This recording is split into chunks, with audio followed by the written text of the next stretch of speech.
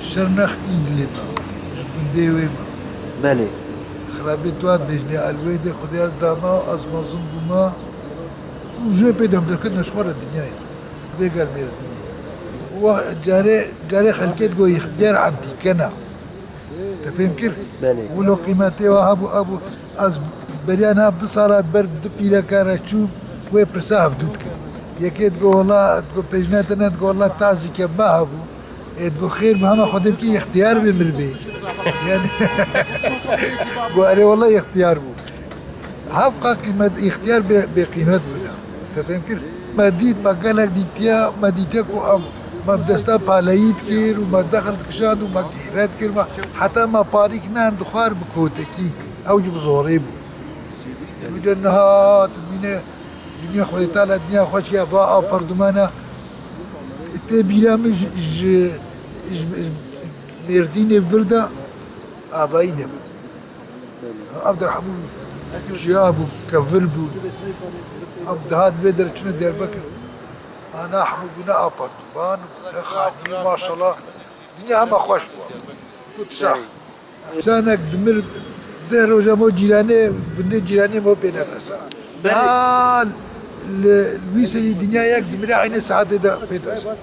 ودنا تلفزيون دنا اه فلان كاس فلان دري بيا ابا جنازي وياها هم اخوي تعالى الدنيا خوش كي امكان صعب شي بينا وتصح وهبقى نخوشيجي جيبوها تبرف جنة خوشيجي ولا جيبوها التعب والزور بو ابو لهندي جناها خوشتر بله جناها خوشتر بو راحتر بو قارقنا الماتير طبعا تقول الحمد لله ما ندوى كامي تشينا جنسي بينا مشنا مردنا مشنا شغليان فلان او نبو مالا مودا چارو جهته ما هو ما تكون ما بالي هاتكم شغل معه وتشتكي كده ديت قندادا خانية بتون نبو عمو آخ بون نها خانية آخ نمانا مالك قندكي تشو قندكي يكي بكي خانية خود الشش هيبا تبلوي كفلتي ويد خانية ويدا نولا صالك يجد ما روجك ادلي واي شابنت ما ولو براتي خوانا خواشيت كم تبدا دمشتن خوارن وهر كس كس بايش خوارن شنو شغله خو فيجا